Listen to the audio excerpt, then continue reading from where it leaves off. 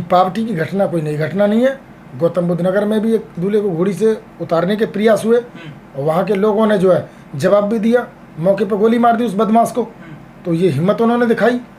हालांकि गोली मारना अच्छा काम नहीं है, हम उसके पक्षधर नहीं है, हम हिंसा के बिल्कुल भी पक्षधर नहीं है, परंतु आत्मरक्षा में और अपने मान सम्मान स्वाभिमान की रक्षा के लिए यदि आपको शस्त्र भी उठाना पड़े तो उठाना चाहिए। ये भारत का संविधान और आईपीसी भी कहती है। लेकिन सर, मुजफ्फरनगर वाली घटना में किसी भी दलित संगठन ने या किसी दलित व्यक्ति ने उसके खेत पर जाकर विरोध नहीं जताया, आखिर ये लोग चले कहाँ गए? विरोध जता के क्या करते भाई? वो तो एक संदेश जाता ना समाज में। नहीं, आप समझिए बात को।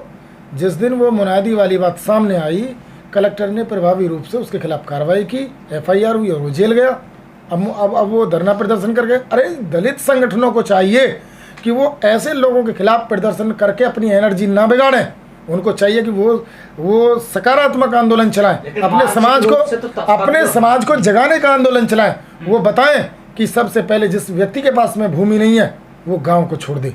वो उसे बताएं कि यहाँ तुम्हारे बच्चों के लिए अच्छे स्कूल नहीं है, तुम्हारा मान सम्मान स्वाभिमान और इज्जत सुरक्षित नहीं है, यहाँ तुम पैसे नहीं कमा सकते, इन गाँव को छोड़ो। क्योंकि बाबा साहब डॉक्टर अम्बेडकर ने भी ये बात कही कि भारत के गाँव बिजबिजाते हुए नाले हैं, दलित समाज के लोग इन्हें जितने जल्दी छोड़ देंगे उतना जल्दी इनका उद्धार हो जाएगा।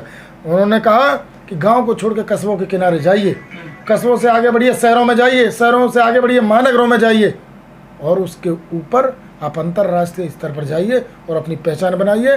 विकास करने के आपको मौके आगे जाके मिलेंगे, उन गाँव में नहीं मिलेंगे। सर, कुछ लोग ये भी कह रहे हैं कि जब से बहुजनों की सरकार गई है यूपी से या अन्य राज्यों से, इन पे अत्याचार की बहुत घटनाएं बढ़ रही हैं। ये तो भाई आप सरकार में हो तो आप शासक हो, सत्ता आपके अनुसार काम करेगी, तो निश्चित ही है कि सत्ता जिन लोगों की होती है उनको उसका लाभ मिलता है। ये बात भी ठीक है। तो यदि बसपा की सरकार यूपी में होती तो लगता है कि ऐसी घटना नहीं होती जो आज हो रही है। देखिए, बहुजन समाज पार्टी की सत्ता में त्यागी भी मिनिस्टर होता है, ठाकुर भी मिनिस्टर होता है, पंडित भी मिनिस्टर होता है, मुस्लिम मिनिस्टर होते हैं, सभी लोग होते हैं और भाईचारे के साथ रह भी रहे होते हैं, लेकिन घटनाएं फिर भी होती हैं। ऐसा नहीं है कि BSP की सरकार है तो कोई घटना नहीं होगी। घटना घटने के पीछे लोगों की मानसिकता है, परंतु वो मानसिकता जब सत्ता का समर्थन मिल जाता है तो वो और ज़्यादा आक्रामक और आक्रांत हो जाती है। BSP की सरकार में उनको पता है कि प्रभावी कार्रवाई होगी। तो योगी सर कार्रवाई कर रही है, योगी जी बुलडोजर चला देते हैं और घर पे नहीं, वो अपने फायदे और नफ़े नुकसान, राजनीतिक नफ़े नुकसान के हिसाब से बुलडोजर चल रहे हैं। तो वो भाई बुलडोजर अगर चल रहा है और वो BJP को फ़ायदा देने के लिए चल रहा है और वो अपने हिसाब से राजनीतिक लोगों पर बुलडोजर चला रहे हैं, उससे इस विचार को जो शोषण के खिलाफ कहीं कोई उनकी आवाज़ दिखाई देती है, वो मैं समझता हूँ कि बुलडोजर से उसका कोई लेना देना नहीं है। ये मनुस्मृति की व्यवस्था है। मनुस्मृति में स्पष्ट तौर पे लिखा हुआ है कि भाई किन लोगों को कैसा होना चाहिए और किन लोगों को कैसा होना चाहिए। लेकिन देश संविधान से चलता है, मनुस्मृति से ये बिल्कुल चलता है संविधान से, लेकिन संविधान को लागू करने की जिन पे जिम्मेदारी है वो तो आज भी अपने दिमागों में मनुस्मृति ढो रहे हैं।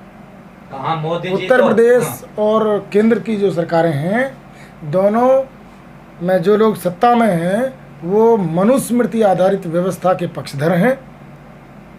मोदी जी तो संविधान की दुहाई देते हैं। उन्होंने तो जब संसद में दिखाने के लिए माथा टेका उन्होंने, दिखाने के लिए। वो तो उनको जो यहाँ जो पॉलिटिकल सिस्टम है उसका रिस्पेक्ट उनको करना पड़ेगा, उसका रिस्पेक्ट करना पड़ेगा। परंतु वास्तव में बाबा साहब डॉक्टर अम्बेडकर ने 26 नवंबर 1949 के दिन उन्होंने जो बात कही कि भाई आज से संविधान लागू हो रहा है, लेकिन दो चीज़ें होंगी। राजनीतिक क्षेत्र में मैंने one man one vote one value का सिद्धांत दे दिया है। राजनीतिक रूप से सभी लोग समान हो गए हैं, परंतु आर्थिक और सामाजिक क्षेत्र में अभी बहुत बड़ी खाई है, अंतर है, विषमता है। यदि ये विषमता आपने समाप्त नहीं की तो लोकतंत्र की ये जो एक टांग अभी खड़ी हुई है ये भी टूट के गिर जाएगी। यानी कि जो राजनीतिक जो आपको बराबरी मिली है ये भी ख़त्म हो जाएगी। तो जो सामाजिक गैर बराबरी की बात बाबा साहब डॉक्टर अम्बेडकर करें और आर्थिक गैर बराबरी की बात करें तो आज 70 वर्षों में भारत की सरकारों ने बाबा साहब डॉक्टर अम्बेडकर की चेतावनी को वास्तव में गंभीरता से लिया ही नहीं, वरना ये घटना ही नहीं होती। सर, कहीं घोड़े से उतार देते हैं दूल्हों को, कहीं जो मूस रखने पर हत्या कर दी जाती है, खेतों से गुजरने पर जो है इस तरह की मुनादी कराई जाती है। ऐसे लोगों को जो ताकत कहाँ से मिल रही है?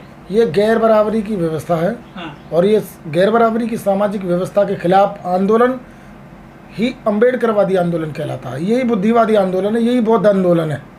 एक समतावादी आंदोलन हो गया और एक विषमता के पक्षधर लोगों की जो अपनी बात हो गई। तो आज भले ही भारत में भारतीय संविधान का शासन है, परंतु अप्रत्यक्ष रूप से मनुवादी ताकतें ज़्यादा ताकतवर हो गई हैं, उनको सत्ता से शक्ति मिल गई है, और उस शक्ति का कहीं ना कहीं वो प्रत्यक्ष रूप में भी इस्तेमाल कर देते, जैसे पावटी गांव में हुआ है।